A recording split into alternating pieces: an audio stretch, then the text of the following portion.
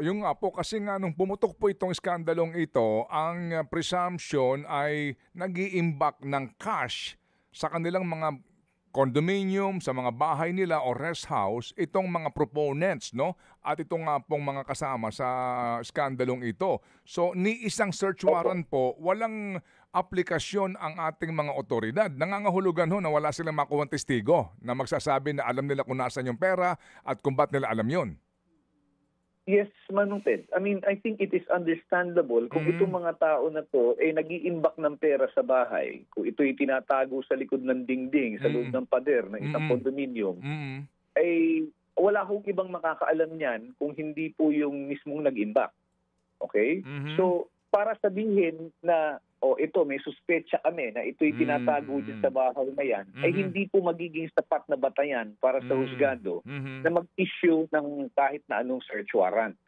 So, kinakailangan po talaga, ito po ay nakalahad mismo sa panuntunan o sa batas natin na ito ang mga requirements kapag dating sa application for search warrant, no? Hindi ho kasi it's a constitutional right to be secure in one's homes. Hindi po basta-basta pwedeng pasukin ng kahit na sino. Opo. Naunawaan po namin, kaya nga ito napakaganda rin pong diskusyon para lang humaintindihan ninyo kung bakit, di ba, bakit unlike in other countries, di po ba, na may mga aligasyon, agad sinasalakay yung mga bahay, nakakakuha ng mga sinasabing kayamanan na nakaw. Sa atin po kasi mahigpit ang panuntunan sa karapatan po ng mga sinuman para puntahan ng mga otoridad ang bahay mo sa talakayin ka ng walang kaukulang court order. Yung inspection order na yan, di ba pwedeng gamitin yan? Ngayon pa lamang po sa mga sinasabing proponents, mapuntahan lang po yung kanilang mga lugar o paano po? I have to be very clear on the inspection orders that were issued and who issued them, no? Kasi ayoko ko magsalita na kung pwede naman palang inspection order, ba't pa tayo mag-a-apply ng search warrant, no? Gusto ko lamang kong linawin din, no, from my end, from the NBI, when I get to talk to them this afternoon, para malaman ko ano naging pagbasihan yan. Kasi kung meron naman pong basihang legal, yung inspection order, hindi maaring gawin po yan dun sa ibang mga pinagdududahan na nag-imbak o nagtago ng pera.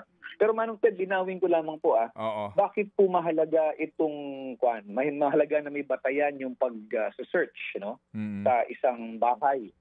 Dahil po, kung halimbawa po ang search is deemed illegal, kahit na pa po ano ang makita doon, ito po ay inadmissible at hindi pwedeng gamiting ebidensya laban doon sa kung sino man yung nagmamay-ari ng bahay. Mga kapatid, brothers and sisters, saan ka pa? Dito na tayo sa totoo. Dito na tayo sa True FM. Mga kapatid, mag-subscribe and follow po kayo sa social media accounts ng True Network PH. Yan po kami, hanapin nyo lang True Network PH, Facebook, Instagram, YouTube, TikTok, and podcast. Mapa Apple or Spotify man yan, mahahanap nyo kami. Lahat ng mga napapanood at napapakinggan nyo po sa programa, nasa social media accounts namin yan. So, paano mga kapatid? See you sa social media!